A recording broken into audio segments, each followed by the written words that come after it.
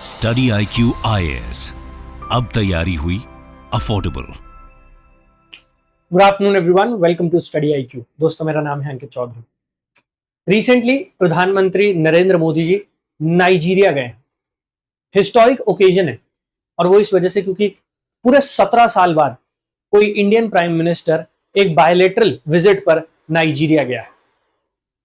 India और Nigeria के relationship की अगर आप बात करेंगे तो 16th सेंचुरी से ही ये रिलेशनशिप चले आ रहे हैं। इनफैक्ट एक बहुत ही इंटरेस्टिंग हिस्ट्री रही है दोनों कंट्रीज के बीच में।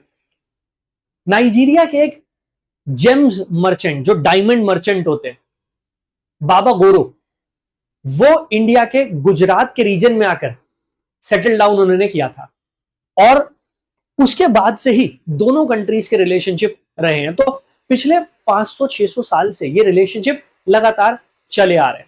इनफैक्ट अगर मैं बात करता हूं नाइजीरिया की, तो इंडिया नाइजीरिया का सेकंड लार्जेस्ट ट्रेड पार्टनर भी है, जो ये दिखाता है कि इकोनॉमिक स्फेयर में भी दोनों कंट्रीज के रिलेशनशिप काफी स्ट्रॉन्ग रहे हैं।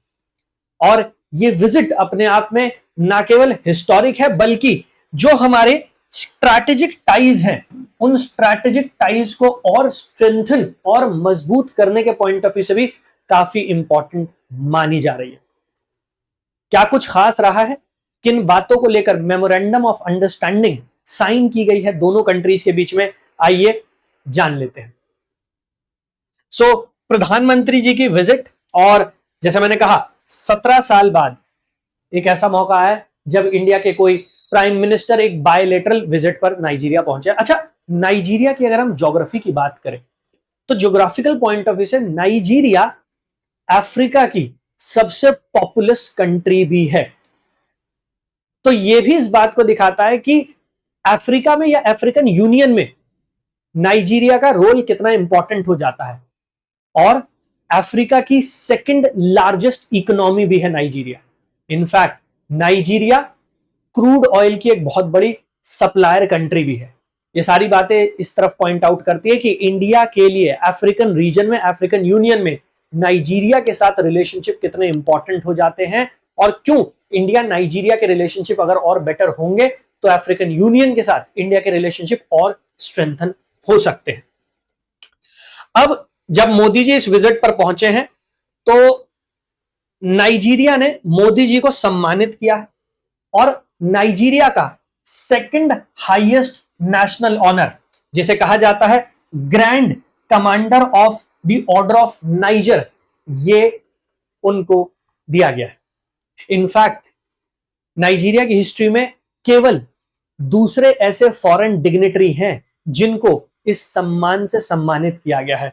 मोदी जी से पहले यह सम्मान 1969 में ब्रिटेन की क्वीन एलिजाबेथ II उनको भी प्रोवाइड किया था। तो ये इस बात को भी दिखाता है कि नाइजीरिया इंडिया के साथ अपने रिलेशनशिप को कितना इंपॉर्टेंस प्रोवाइड कर रहा है।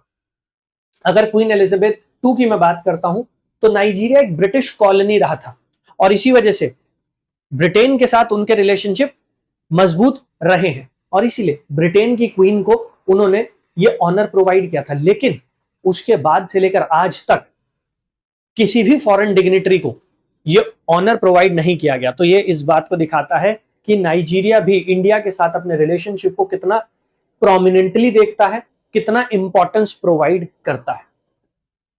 इसके साथ साथ अगर हम बात करते हैं रिलेशनशिप की स्ट्रेंथनिंग की, तो यहां पर बहुत सारे ऐसे स्फेयर हैं जिनको लेकर दोनों कंट्रीज के रिलेशनशिप को मजबूती प्रदान की जा सकती है। In fact prime minister Modi held extensive talks with Nigerian president बोला अहमद तिनुबू।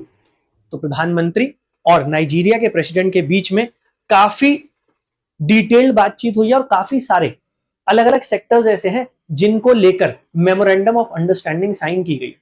अगर मैं बात करता हूं इंपॉर्टेंट सेक्टर्स जिनमें इंडिया और नाइजीरिया की रिलेशनशिप को और बेटर करने के लिए एम्फेसिस ले डाउन किया गया है, तो वो है डिफेंस कोऑपरेशन। दोनों ही कंट्रीज चाहे आतंकवाद हो या फिर सेशनिस्ट मूवमेंट उनसे जूझ रही है। अगर आप इंडिया में बात करेंगे तो हमारे कश्मीर के रीजन में पाकिस्तान की तरफ से आतंकवाद स्प्रेड किया जाता है। अगर आप नॉर्थ ईस्ट में बात करेंगे तो हमारे यहाँ भी विद्रोह देखा जाता है। कुछ इसी तरीके से नाइजीरिया में भी आपको विद्रोह, सेशनिस्ट मूवमेंट और इसके साथ साथ बोको हराम जैसे जो आतंकवादी संगठन है उनकी एक्टिविटी देखने को मिलती है। तो यहां पर जॉइंट मिलिट्री एक्सरसाइजेस और डिफेंस टेक्नोलॉजी ट्रांसफर उसको लेकर दोनों कंट्रीज ने बातचीत की है। सिमिलरली अगर हम बात करते हैं एनर्जी पार्टनरशिप की, so as I was telling you कि नाइजीरिया एक बहुत बड़ा क्रूड ऑयल सप्लायर है पूरी दुनिया में। इनफैक्ट इंडिया भी बहुत बड़ी मात्रा में नाइजीरिया से क्रूड ऑयल इंपोर्ट करता है। तो वहां पर भी exploration of renewable energy projects and oil trade, तो ऑयल ट्रेड को और कैसे बढ़ाया जा सकता है, और इसके साथ साथ अब पूरी दुनिया रिन्यूएबल एनर्जी सेक्टर पर फोकस कर रही है। इंडिया ने सोलर एनर्जी हो या विंड पावर हो, उस सेक्टर में बड़ी तेजी से ग्रोथ की है। तो इंडिया अपने एक्सपीरियंस को, अपनी एक्सपर्टीज को रिन्यूएबल एनर्जी सेक्टर में शेयर कर सकता है नाइजीरिया के साथ। तो यहां पर रिन्यूएबल एनर्जी सेक्टर कैसे दोनों कंट्रीज के बीच में रिलेशनशिप को और बेटर किया जा सकता है in terms of renewable energy, उसको लेकर भी बातचीत की गई है। इसके साथ साथ ट्रेड इनहेंसमेंट, इंडिया नाइजीरिया का सेकंड लार्जेस्ट ट्रेड पार्टनर है, लेकिन पिछले कुछ समय में, पिछले एक डेकेड में, एक दशक में ट्रेड जो है वो काफी कम हुई है। इनफैक्ट ये कहा जा रहा आधी हो गई है। इंडिया की तरफ से नाइजीरिया को जो एक्सपोर्ट किया जाता था वो लगभग 30% तक रिड्यूस हो गया है। तो ये जो एक स्लंप आया है, ये स्लो डाउन हुआ है ट्रेड में, कैसे इसको रिवाइव किया जा सकता है, कैसे दोनों देशों के बीच में जो ट्रेड रिलेशनशिप है उनको और बेटर किया जा सकता है, इसको लेकर भी बातचीत हुई है। और हम इन सभी सेक्टर्स को लेकर डिटेल में डिस्कशन करने वाले हैं। जो जो मेमोरेंडम ऑफ अंडरस्टैंडिंग साइन हुए हैं हम उन सब की बात करेंगे। ठीक है, तो किन किन सेक्टर्स को लेकर मेमोरेंडम ऑफ अंडरस्टैंडिंग दोनों कंट्रीज ने साइन किया है? सो the visit resulted in signing off 3 significant memoranda of understanding. तो 3 ऐसे सेक्टर्स हैं जिनको लेकर मेमोरेंडा ऑफ अंडरस्टैंडिंग साइन की गई है। एक है कल्चरल एक्सचेंज, कि कैसे दोनों कंट्रीज के बीच में कल्चरल एक्सचेंज को इंक्रीज किया जा सकता है, पीपल टू पीपल कॉन्टैक्ट को बढ़ाया जा सकता है। कस्टम प्रोसीजर्स, कस्टम्स की अगर आप बात करते हैं तो ट्रेड को अगर आप बढ़ावा देना चाहते हैं तो इंपोर्ट ड्यूटीज को आपको कम करना पड़ता है। आपको कस्टम के जो प्रोसीजर्स है उन्हें फ्लेक्सिबल बनाना पड़ता है जिससे ट्रेड वॉल्यूम इंक्रीज किया जा सके। तो उसको लेकर यहां पर मेमोरेंडा साइन किया गया। और सर्वे एक्टिविटीज, जैसे हमारे यहाँ सैटेलाइट्स का यूज किया जाता है सर्वेइंग के लिए, रिमोट सेंसिंग का इस्तेमाल किया जाता है, या फिर हमारे यहाँ पॉपुलेशन सेंसस होता है। तो इंडिया का जो एक्सपीरियंस है वो हम नाइजीरिया के साथ शेयर करना चाहते हैं जिससे वो भी बेहतर तरीके से अपने सर्वे प्रोसीजर्स जो है उन्हें कंडक्ट कर सके। तो ये 3 ब्रॉड डोमेन है, ब्रॉड सेक्टर्स है। एक कल्चरल एक्सचेंज प्रोग्राम, दूसरा है कस्टम कोऑपरेशन और तीसरा है सर्वे कोलैबोरेशन, जिसको लेके मेमोरेंडा ऑफ अंडरस्टैंडिंग दोनों कंट्रीज के बीच में साइन की गई है। इसके साथ साथ जैसा अभी हमने डिस्कस किया, चाहे नाइजीरिया हो चाहे इंडिया हो, दोनों ही countries security point of view से जूझती हुई नजर आती है। बहुत सारे सिक्योरिटी कंसर्न्स दोनों कंट्रीज के सामने हैं, चाहे वो टेररिज्म हो, चाहे फिर वो सेशनिस्ट मूवमेंट हो, इंटरनल सिक्योरिटी चैलेंजेस हो, उसको लेकर भी दोनों कंट्रीज ने चिंता भी जताई है और एक दूसरे के साथ कोऑर्डिनेट करने की बातचीत भी की है। So prime minister Modi and president तिनुबू discussed common security challenges.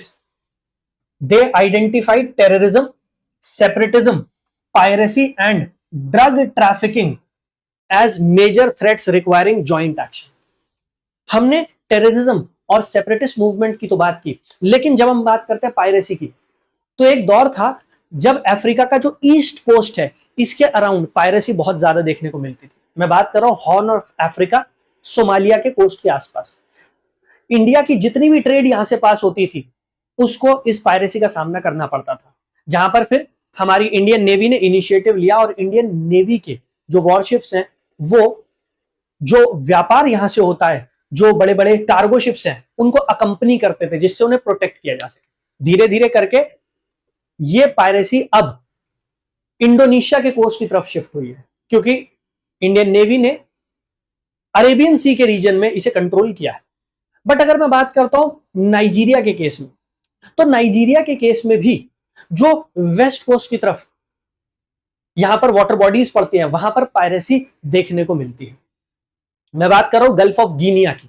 तो गल्फ ऑफ गिनिया एक इंपॉर्टेंट ट्रेड रूट है अफ्रीकन कंट्रीज के लिए जो वेस्ट कोस्ट ऑफ अफ्रीका की तरफ लाई करती है। यहां पर पायरेसी जो है वो व्यापार को कहीं ना कहीं डिमोट करती है, डिमोटिवेट करती है।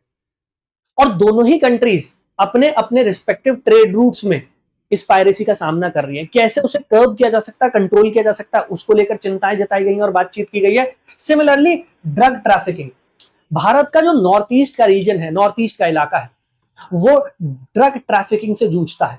वो इस वजह से क्योंकि वहां पर गोल्डन ट्राइंगल पड़ता है, लाओ, कंबोडिया, म्यांमार, ये रीजन है जहां से ड्रग्स की तस्करी की जाती है, ट्रैफिकिंग की जाती है। वहीं अगर मैं बात करता हूं पंजाब वाला रीजन या कश्मीर वाला रीजन, वो भी ड्रग्स की प्रॉब्लम से जूझता है। और वो इस वजह से क्योंकि वहां पर गोल्डन क्रिसेंट पड़ता है जिसमें अफगानिस्तान, पाकिस्तान शामिल हो जाता है। तो जो ड्रग्स के कॉरिडोर है स्मगलिंग के, इंडिया उनके बीच में कहीं लाया कर रहा है। इस वजह से ड्रग्स स्मगलिंग की वजह से इंडिया में प्रॉब्लम्स आती है। सिमिलरली अगर आप बात करेंगे वेस्ट अफ्रीका की, अगर आप बात करेंगे अफ्रीकन रीजन, तो वहां नाइजीरिया भी ऐसी ही सिमिलर प्रॉब्लम से जूझ रहा है। अगर ये दोनों ही कंट्रीज अपने बेस्ट एक्सपीरियंसेस शेयर करें, अगर ये दोनों ही कंट्रीज एक दूसरे के साथ इंफॉर्मेशन शेयरिंग करें, तो इन प्रॉब्लम्स को कहीं ना कहीं कंट्रोल किया जा सकता है। उसी को लेकर बातचीत की गई है। तो जब हम बात करते हैं अलग अलग सेक्टर्स की, तो चाहे आप बात कर लीजिए आतंकवाद, टेररिज्म, इंडिया में कश्मीर का रीजन है जहां पर आतंकवाद पाकिस्तान की तरफ से स्प्रेड किया जाता है। पिछले कुछ सालों में अगर आप देखेंगे, नाइजीरिया में बोको हराम आतंकवादी संगठन है जिसने बहुत सारे इनोसेंट लोगों को मारा है। तो वहां पर वो उस प्रॉब्लम से जूझ रहे हैं। तो मिलकर टेररिज्म का सामना किया जा सकता है। इसके साथ साथ सेपरेटिज्म, पायरेसी और ड्रग ट्रैफिकिंग, इनको चुनौती देने के लिए, इनको कंट्रोल करने के लिए, कर्ब करने के लिए दोनों कंट्रीज ने एक दूसरे के साथ डिस्कशन किया है। इसके साथ साथ अगर हम बात करते हैं इकोनॉमिक कोऑपरेशन, तो एक बहुत बड़ी इंडियन कम्युनिटी नाइजीरिया में रहती है। इनफैक्ट 200 से ज्यादा इंडियन कंपनीज इस टाइम नाइजीरिया में ऑपरेट कर रही हैं। और ओवरऑल इन्वेस्टमेंट अगर आप देखेंगे, that is more than 27 billion. तो 200 से ज्यादा इंडियन कंपनीज वो ऑपरेट करती है नाइजीरिया। इसके साथ साथ 27 बिलियन डॉलर्स का इन्वेस्टमेंट है। और अभी भी there is a lot of potential. जैसा मैंने आपसे कहा कि पिछले एक डेकेड में जो व्यापार है, ट्रेड है, वो उसमें स्लम्प आया, उसमें रिडक्शन देखने को मिला। तो उसको रिवाइव किया जा सकता है, जिसके लिए जो कस्टम्स हैं, कस्टम्स के प्रोसीजर्स हैं, उनको थोड़ा रिलैक्स करना पड़ेगा, थोड़ा फ्लेक्सिबल बनाना पड़ेगा। उसी चीज को लेकर यहां पर बातचीत की गई है। So India has emerged as a major economic partner, second largest trade partner भी है। इनफैक्ट इंडिया बहुत बड़ी मात्रा में, आप देख सकते हैं, more than 200 Indian companies they have set their base over there, वो वहां पर काम कर रही हैं। जो ये दिखाता है कि इंडिया का इन्वेस्टमेंट कितना बड़ा है। लेकिन अभी भी बहुत स्कोप है इन्वेस्टमेंट का, जिसको बढ़ाया जा सकता है। These companies span various sectors including manufacturing, technology, services, contributing significantly to Nigeria's economic growth. तो अलग अलग सेक्टर्स हैं जिसमें कंपनीज काम कर रही है, चाहे आप टेक्नोलॉजी की बात करें, चाहे आप मैन्युफैक्चरिंग की बात करें, चाहे आप सर्विस सेक्टर की बात करें। And India is the second largest trade partner of Nigeria. और सिर्फ सेकेंड लार्जेस्ट ट्रेड पार्टनर नहीं, इंडिया नाइजीरिया में सेकेंड लार्जेस्ट एम्प्लॉयमेंट जनरेटर भी, सेकेंड लार्जेस्ट एम्प्लॉयर। अगर आप नाइजीरिया की गवर्नमेंट को छोड़ देंगे तो उसके बाद इंडिया सेकेंड लार्जेस्ट एम्प्लॉयर है नाइजीरिया में। इतनी सारी जॉब्स इंडियन कंपनीज वहां जनरेट करती है, जो इस बात को दिखाता है कि नाइजीरियन इकोनॉमी में इंडियन कंपनीज कितना बड़ा रोल प्ले कर रही हैं। और अभी भी मैं कह रहा हूं कि जो व्यापार है, जो ट्रेड है, उसमें बहुत बड़ा एक गैप है जिसको भरा जा सकता है। हम अपॉर्चुनिटीज एक्सप्लोर कर रहे हैं अलग अलग सेक्टर्स में इन्वेस्टमेंट की, अलग अलग सेक्टर्स में एम्प्लॉयमेंट जनरेशन की, जो इस नंबर को और बढ़ा देगा।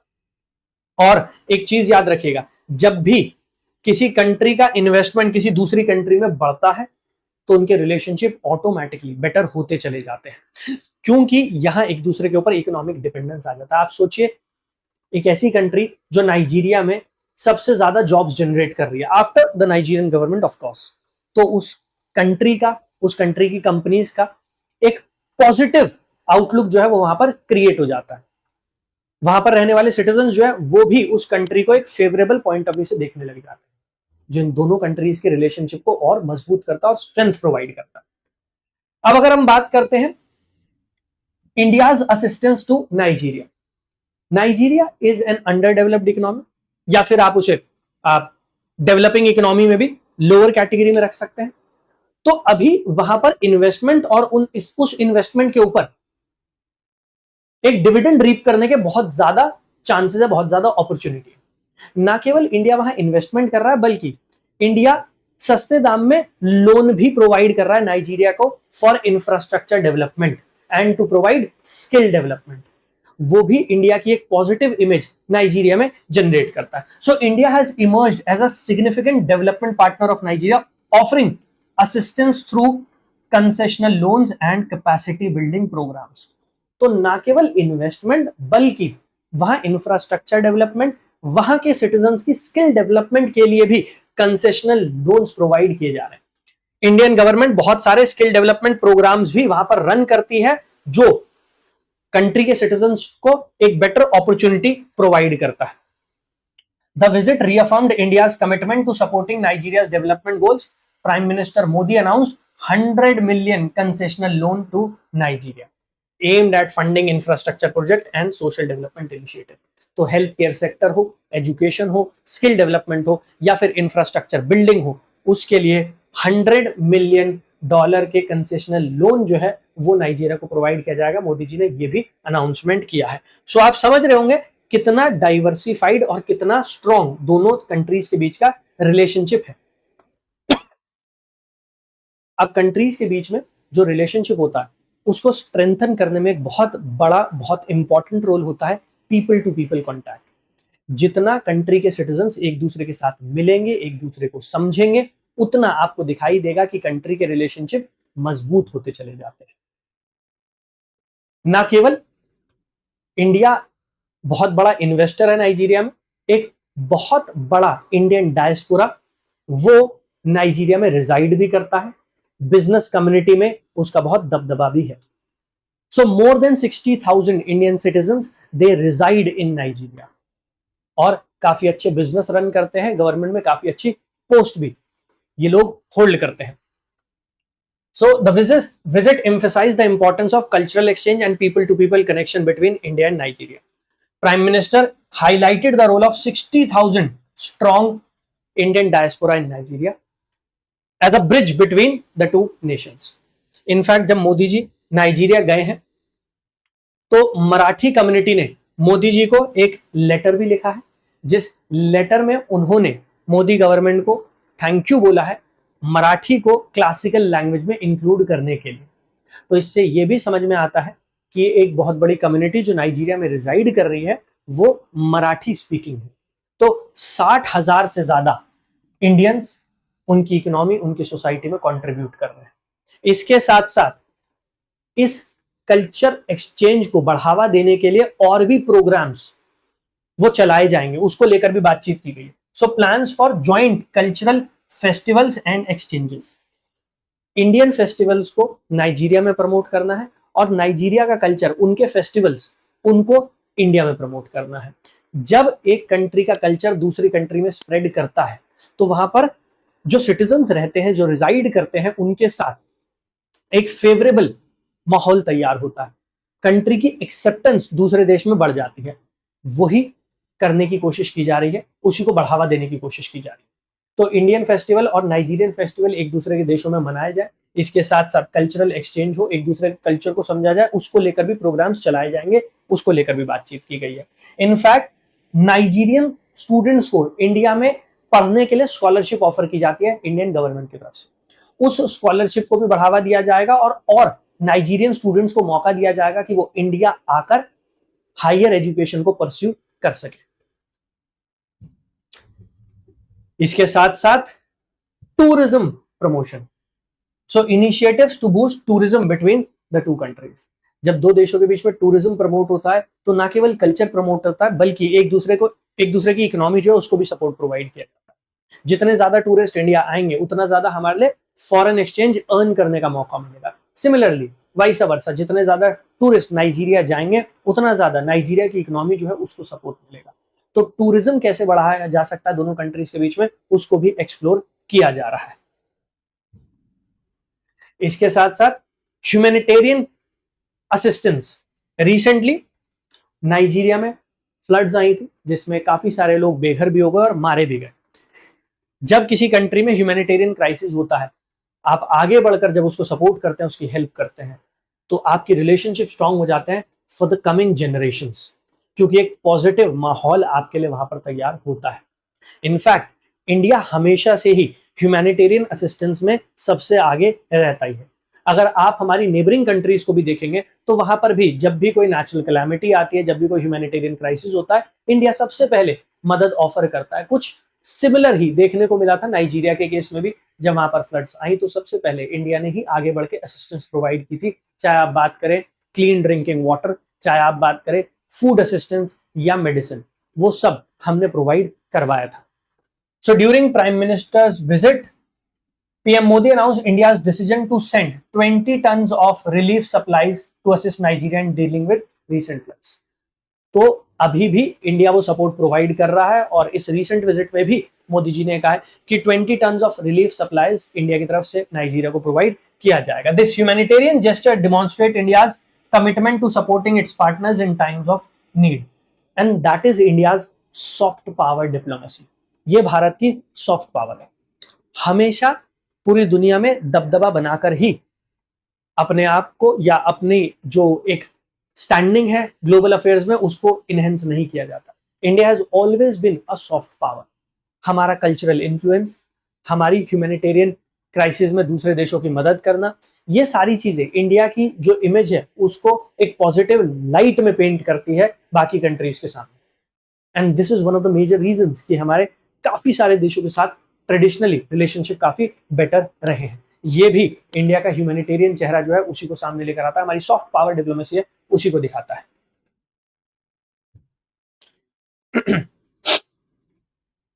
तो यहां पर रिलीफ असिस्टेंस प्रोवाइड करने की बात की गई है, सप्लाईज प्रोवाइड करने की बात की गई और एयरलिफ्ट करके ये सारा सामान जो है वहां तक पहुंचाया जाएगा। सिमिलरली अगर हम बात करते हैं डिफेंस कॉपरेशन की, सिक्योरिटी कॉपरेशन की, तो अभी हमने बात की है इसके बारे में। कितने सारे इंटरनल सिक्योरिटी चैलेंजेस है, कितने सारे डिफेंस को लेकर चैलेंजेस है दोनों कंट्रीज के सामने। बट अगर दोनों कंट्रीज साथ में मिलकर काम करेंगे, इंफॉर्मेशन एक्सचेंज करेंगे, एक दूसरे की मदद करेंगे इन टाइम्स ऑफ क्राइसिस, तो फिर ये प्रॉब्लम जो है इनका सोल्यूशन खोजा जा सकता है। स्पेशली मैं बात कर रहा हूं ग्लोबल लेवल पर जो आतंकवाद है, टेररिज्म है, वो स्प्रेड कर रहा है। तो उसको अगर कर्ब करना है तो कंट्रीज को एक दूसरे के साथ मिलकर ही काम करना पड़ेगा। और यहां पर इसी फील्ड में इसी चीज को एक्सप्लोर करने के लिए दोनों कंट्रीज ने बातचीत की है। सो the visit saw discussions on strengthening defense and security cooperation between India and Nigeria. Both the nations agreed to expand military to military interactions, joint exercises and defense technology transfer. तो ना केवल joint exercises conduct करनी है बल्कि जो defence technologies हम develop कर रहे हैं उसको को डेवलप भी करना है और एक दूसरे के साथ एक्सचेंज भी हम करने की बातचीत कर रहे हैं। The leaders also explored collaboration in cyber security and counter terrorism efforts. अगर मैं बात करता हूं साइबर स्पेस की, तो रिसेंटली पिछले कुछ सालों में ये एक थर्ड या फोर्थ एरिया ऑफ कॉन्फ्लिक्ट नजर आया है।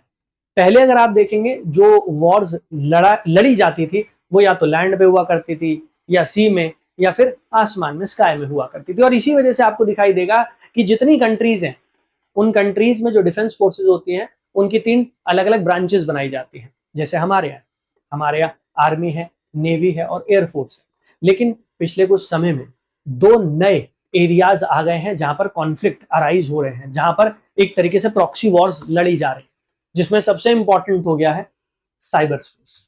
आज की डेट में आपको फिजिकली किसी कंट्री को अटैक करने की जरूरत नहीं है, उसके यहाँ जो क्रिटिकल इंफ्रास्ट्रक्चर है अगर आप उसी को खराब कर सकते हो, अगर आप उसी को डिस्ट्रॉय कर सकते हो अपने देश में बैठे बैठे, तो इससे बेटर क्या हो। इनफैक्ट पिछले कुछ सालों में अगर आप देखेंगे तो ईरान के ऊपर साइबर अटैक हुआ है, अमेरिका के ऊपर साइबर अटैक हुआ है, इनफैक्ट रशिया के ऊपर भी साइबर अटैक हुआ है। तो ये एक दूसरे के साथ प्रॉक्सी वॉर्स लड़ी जा रही है साइबर स्पेस में। कैसे?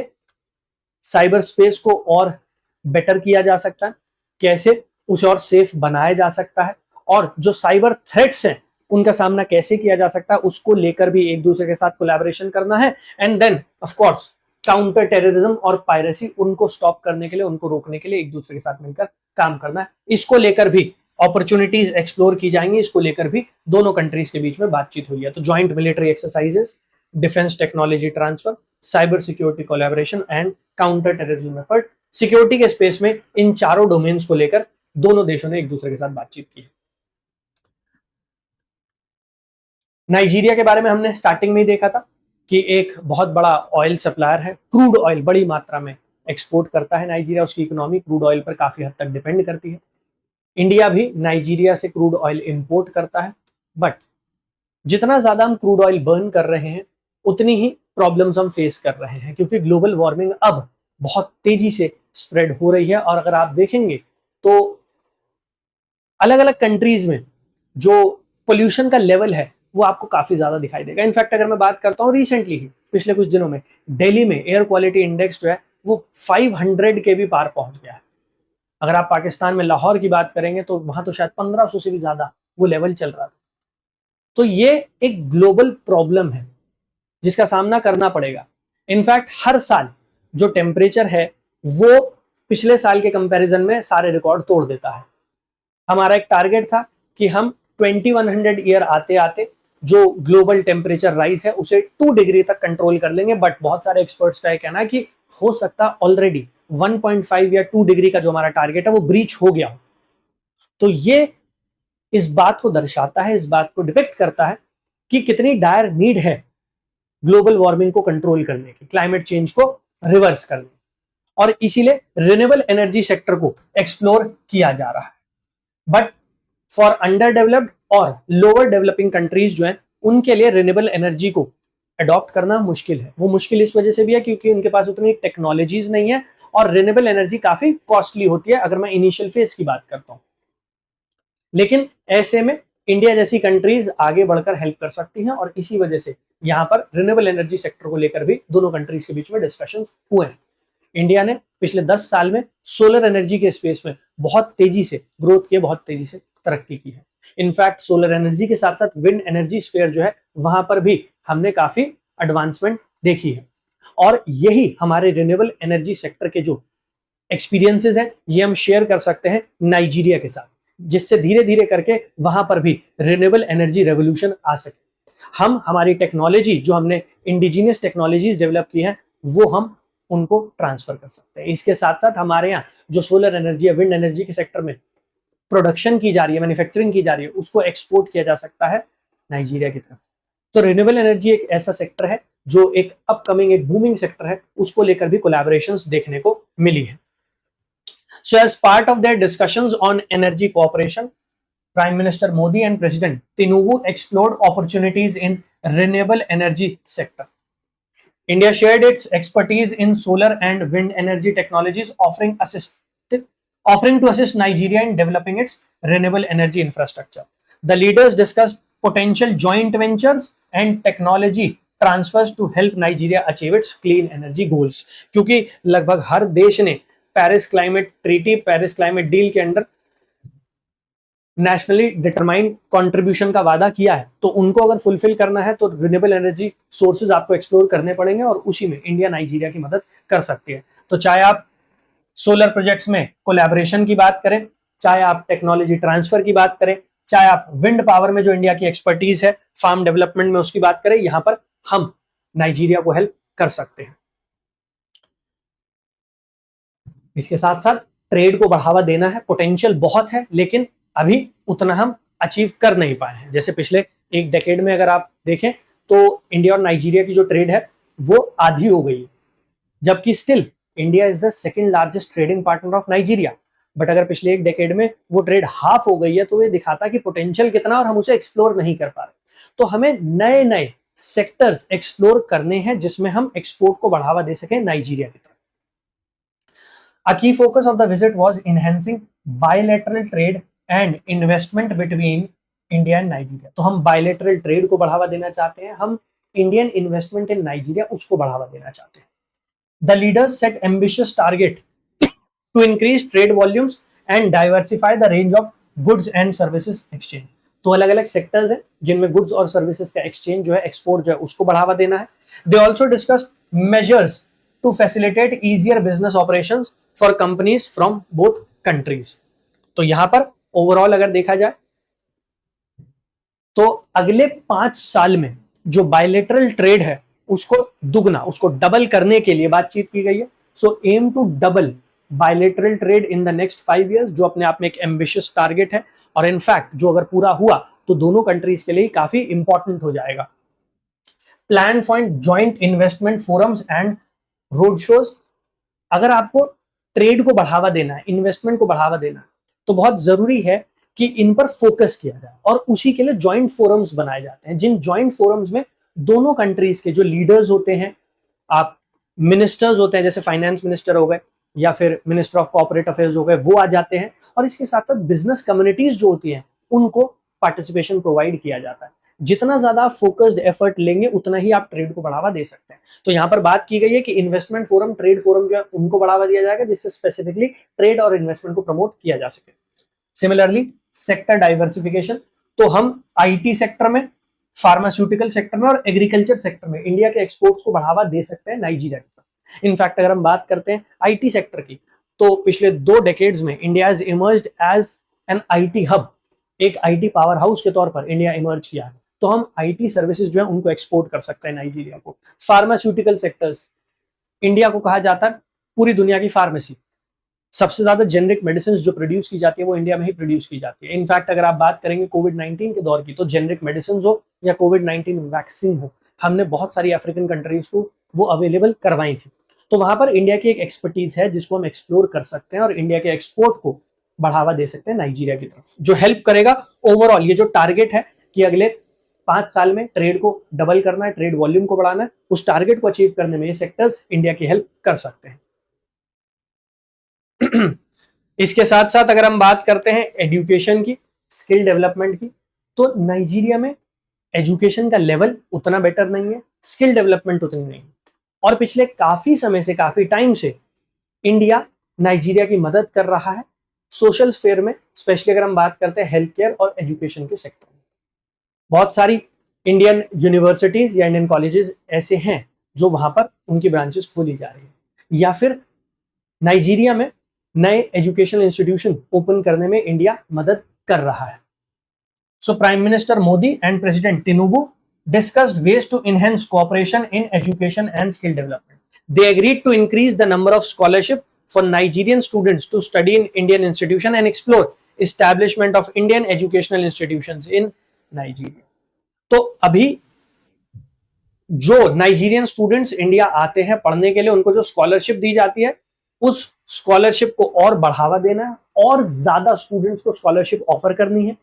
इसके साथ साथ इंडियन इंस्टीट्यूशन की ब्रांचेस, इंडियन यूनिवर्सिटीज की ब्रांचेस नाइजीरिया में ओपन अप करनी है, जिससे नाइजीरियन स्टूडेंट्स को भी नाइजीरिया में ही क्वालिटेटिव एजुकेशन प्रोवाइड की जा सके, जिससे उनका ज्यादा स्किल डेवलपमेंट हो सके, नॉलेज इनहेंसमेंट हो सके। इसके साथ साथ वोकेशनल ट्रेनिंग पर स्पेशल फोकस देना है। So collaboration on skill development programmes, ये कुछ सेक्टर्स है जब हम बात करते हैं एजुकेशन की, जिसको बढ़ावा दिया जा सकता है। इसके साथ साथ फैकल्टी एक्सचेंज, जो इंडिया के बेस्ट प्रोफेसर्स हैं, लीडिंग प्रोफेसर्स हैं लीडिंग इंस्टीट्यूशन के, उनको नाइजीरिया भेजा जा सकता है, जिससे वहां पर जो फैकल्टीज हैं, वहां पर जो टीचर्स हैं, उन्हें ट्रेन किया जा सके। जो वहां पर रिसर्च स्कॉलर्स हैं उनके साथ मिलकर कोलैबोरेट करके ये फंक्शन कर सके। इसके साथ साथ डिजिटल कोऑपरेशन, जब G20 की मीटिंग इंडिया में हुई थी, तो जो G20 रिप्रेजेंटेटिव इंडिया आए थे, वो इंडिया में पेटीएम जैसी एप्लीकेशंस का या ऑनलाइन पेमेंट सिस्टम का, यूपीआई का जो इस्तेमाल हो रहा था, उसको देखकर हैरान हो गए थे कि इंडिया में जो छोटे छोटे शॉपकीपर्स हैं, चाहे आप बात कर लीजिए छोटी छोटी टी स्टॉल्स की, या आप बात कर लीजिए जो सब्जी या फ्रूट वेंडर्स होते हैं उनकी बात कर लीजिए, वो भी यूपीआई पेमेंट के थ्रू पेमेंट एक्सेप्ट कर रहे थे और वो देखकर वो काफी सरप्राइज हुए थे। इंडिया ने पूरी दुनिया में एक एग्जाम्पल सेट किया है डिजिटल टेक्नोलॉजी का। आज की तारीख में हमारी गवर्नमेंट ऑनलाइन पेमेंट ट्रांसफर करती है, डायरेक्ट सब्सिडी अकाउंट्स में आ जाती है। ये अपने आप में डेवलपिंग अंडर डेवलप्ड कंट्रीज के लिए एक बहुत बेहतरीन एग्जांपल है। इनफैक्ट डेवलप्ड कंट्रीज के जो लीडर्स आए थे, रिप्रेजेंटेटिव आए थे G20 की मीटिंग अटेंड करने, वो तक इसे देख के सरप्राइज हो गए थे कि इंडिया ने कितनी तेजी से डिजिटल पेमेंट सिस्टम को अपनाया है। ये इंडिया का एक्सपीरियंस और क्या क्या प्रॉब्लम्स हमारे सामने आई थी, और ये टेक्नोलॉजीज जो हमने इंडिया के लिए डेवलप की है, हम ये शेयर कर सकते हैं नाइजीरिया के साथ, और वहां पर भी डिजिटल टेक्नोलॉजीज को बढ़ावा दिया जा सकता है। उसको लेकर भी बातचीत यहां पर की गई है। Recognizing India's strength in digital sector, the leaders explored avenues for cooperation in digital technologies. They discussed sharing India's expertise in digital identity system. हम यहाँ पर बात कर रहे हैं जो हमारे बायोमेट्रिक्स का इस्तेमाल करके आपको आइडेंटिफाई किया जा सकता है, जैसे आधार सिस्टम, आधार इनेबल्ड पेमेंट सिस्टम भी आ गया है। तो आप देखिए हम कितना एडवांस हो चुके हैं, मतलब हम कितना तरक्की कर चुके हैं अगर हम इन सारे सेक्टर्स की बात करते हैं। तो यहाँ पर आपके बायोमेट्रिक्स का इस्तेमाल करके आपकी पेमेंट जो है वो इनेबल की जाती है, या फिर डायरेक्ट बेनिफिट आपके अकाउंट में ट्रांसफर कर दिया जाता है। तो डिजिटल आइडेंटिटी सिस्टम्स हो गए, फाइनेंशियल इंक्लूजन थ्रू टेक्नोलॉजी की बात कर लो, या फिर ई गवर्नेंस सॉल्यूशंस। यहाँ पर इंडिया नाइजीरिया की हेल्प कर सकता है, नाइजीरिया के साथ टेक्नोलॉजी ट्रांसफर और एक्सपीरियंस शेयर कर सकता है, जिससे नाइजीरिया भी इन चीजों को अडॉप्ट कर पाए। The potential for Indian IT companies to contribute to Nigeria's digital transformation was also highlighted. तो चाहे आप बात करें डिजिटल आइडेंटिटी की, जैसे आधार सिस्टम है, आधार मॉडल है, कैसे हमने उसे डेवलप किया, क्या प्रॉब्लम्स आई, क्या सॉल्यूशंस फाइंड आउट किए गए, या फिर फाइनेंशियल टेक सॉल्यूशन जहां हम ऑनलाइन पेमेंट सिस्टम्स की बात कर रहे हैं उसकी बात कर लें, या फिर ई गवर्नेंस इनिशिएटिव जहां पर गवर्नमेंट ऑफ इंडिया अपनी सर्विसेज आपको ऑनलाइन प्रोवाइड कर देती है। तो नेशनल ई गवर्नेंस प्रोग्राम जो है वो भी नाइजीरिया के लिए एक मॉडल बन सकता है to understand how to provide e governance. इसके साथ साथ कैसे इंडिया और नाइजीरिया के रिलेशनशिप को और बेटर किया जा सकता है, कैसे हम ये इंश्योर कर सकते हैं कि हमारे रिलेशनशिप को और स्ट्रेंथन किया जाए, तो उसके लिए भी यहां पर चीजें हाईलाइट की गई हैं। The visit concluded with both leaders articulating a vision for a future of India-Nigeria relation. They agreed to regular high-level exchanges. 17 साल बाद इंडिया के प्राइम मिनिस्टर नाइजीरिया गए थे। आप नाइजीरिया की वैल्यू देखिए, रेलेवेंस देखिए इंडिया के कॉन्टेक्स्ट में। सबसे ज्यादा पॉपुलेटेड कंट्री है अफ्रीका की, सेकेंड लार्जेस्ट इकोनॉमी है, एक बहुत बड़ा जो क्रूड ऑयल सप्लायर है उसके तौर पर देखा जाता है। इंडिया का अगर बात की जाए, इंडिया नाइजीरिया का सेकंड लार्जेस्ट ट्रेड पार्टनर। तो इस बात को दिखाता है कि हमारे लिए अफ्रीकन रीजन में, अफ्रीकन यूनियन में it is a significant partner. एक मशीन होती है ना, उसका एक सिग्निफिकेंट पुर्जा है वो। अगर हम उसके साथ अपने रिलेशनशिप को बेटर नहीं करेंगे तो हम उस अपॉर्चुनिटी को लेट गो कर रहे हैं, जो सही नहीं है। ज्यादा रिलेशनशिप बेटर तभी हो पाएंगे जब रेगुलर समिट्स होंगे, रेगुलर मीटिंग्स होगी, दोनों कंट्रीज के लीडर्स, दोनों कंट्रीज के officers, government officials highest level पर जैसे सेक्रेटरी होते हैं वो एक दूसरे के साथ मिलेंगे, तभी और सेक्टर्स को एक्सप्लोर किया जा सकता है, तभी ट्रेड को, कल्चरल रिलेशनशिप को, पीपल टू पीपल कॉन्टैक्ट को और बढ़ावा दिया जा सकता है। तभी हम एक्सप्लोर कर सकते हैं कौन कौन से सेक्टर्स ऐसे हैं जिनमें पोटेंशियल है दोनों कंट्रीज के रिलेशनशिप को और मजबूत करने का। तो रेगुलर हाई लेवल एक्सचेंजेस होने चाहिए। Establishment of joint working groups in की सेक्टर्स, जैसे भी हम बात कर रहे हैं, आईटी सेक्टर है, फार्मास्यूटिकल सेक्टर है, इसमें ट्रेड को बढ़ावा दिया जा सकता है, ट्रेड वॉल्यूम बढ़ाई जा सकती है। बट फॉर दैट आपको कस्टम रूल्स जो है उनमें फ्लेक्सिबिलिटी लानी पड़ेगी, उनको चेंज करना पड़ेगा। उसको लेकर एक रेगुलर कॉन्टैक्ट होना चाहिए, रेगुलर बातचीत होनी चाहिए। इसीलिए ज्वाइंट वर्किंग ग्रुप्स बनाए जाते हैं। तो हमें ज्वाइंट वर्किंग ग्रुप्स एक्सप्लोर करने चाहिए, and a commitment to support each other in international forums. अगर हम इंटरनेशनल फोरम्स की बात करते हैं, वहां पर एक दूसरे को सपोर्ट करना चाहिए। इनफैक्ट ज्यादातर केसेस में वो सपोर्ट दिखाई देता भी है, क्योंकि अगर हम इंडिया की बात करते हैं तो ग्लोबल साउथ की आवाज बन के सामने आया है भारत पिछले 2 दशक में। तो चाहे आप बात कर लें WTO की, चाहे आप बात कर लें यूनाइटेड नेशंस की, चाहे आप बात कर लें यूनाइटेड नेशन में सिक्योरिटी काउंसिल रिफॉर्म्स की, वहां पर आपको दिखाई देता है कि India is the voice of global south. India उन्हें लीड कर रहा है। और इसी वजह से ग्लोबल प्लेटफॉर्म्स पर आपको दिखाई देगा कि इन कंट्रीज का एक दूसरे के साथ कोलैबोरेशन होता भी, एक दूसरे को सपोर्ट प्रोवाइड करते भी है। तो अगर रिलेशनशिप को और स्ट्रेंथन करना है और मजबूत करना है तो उसके लिए बहुत जरूरी है कि एनुअल लीडरशिप मीटिंग्स हो, जहां पर दोनों कंट्रीज के जो टॉप मोस्ट ऑफिशियल्स हैं, हमारे head of state, head of government जो है, वो एक दूसरे के साथ मिले रेगुलरली। कौन कौन से ऐसे सेक्टर्स हैं जिन्हें एक्सप्लोर किया जा सकता है, उस पर बातचीत हो। इसके साथ साथ ज्वाइंट वर्किंग ग्रुप्स बनाए जाएं, जिससे जो भी इनिशिएटिव या जो भी मेमोरेंडम ऑफ अंडरस्टैंडिंग साइन की जाती है उनको लेकर हम आगे बढ़ सकें, जल्द से जल्द उसको एक रियलिटी में कन्वर्ट कर सकें। ऐसे ही mutual support in international forums, ये सब जब हम एक दूसरे को प्रोवाइड करेंगे तभी जाकर आपको दिखाई देगा कि रिलेशनशिप और ज्यादा स्ट्रेंथन हो सकते हैं। End of course cultural exchange, जहां पर टूरिज्म को बढ़ावा दिया जा सकता है, एक दूसरे के कल्चर्स को, एक दूसरे के फेस्टिवल्स को हम अडॉप्ट कर सकते हैं, उनको जान सकते हैं, समझ सकते हैं, और उसी के थ्रू ही रिलेशनशिप और बेटर होते हैं। सो आई होप आपको ये मीटिंग जो थी प्रधानमंत्री मोदी जी की, या फिर ये विजिट जो थी नाइजीरिया में, इसकी वैल्यूज की रेलेवेंस कितनी ज्यादा है वो अच्छे से समझ में आ गया। वीडियो अच्छी लगी हो तो एक लाइक जरूर कर दीजिएगा और बाकी लोगों के साथ भी शेयर कर दीजिएगा, क्योंकि देखिए ग्लोबल जियोपॉलिटिक्स में तो सभी का इंटरेस्ट होता है और सभी समझना चाहते हैं कि इंडिया के ग्लोबल लेवल पर किस देश के साथ रिलेशनशिप कैसे चल रहे हैं। तो वो इंक्विजिटिवनेस जो है, वो उनके सवाल जो है, वो इस वीडियो के थ्रू आई होप उसका आंसर उन्हें मिल जाएगा। और अगर एक यूपीएससी एस्पिरेंट है तो आपके लिए तो वैसे भी इंपॉर्टेंट हो जाते हैं इंडिया नाइजीरिया रिलेशनशिप। इसके साथ साथ अगर आप एक यूपीएससी एस्पिरेंट और अपनी तैयारी को और बेटर करना चाहते हैं तो आप टेलीग्राम के थ्रू भी हमारे साथ जुड़ सकते हैं। टेलीग्राम चैनल में यहाँ पर लिख देता हूं, मेंस आंसर राइटिंग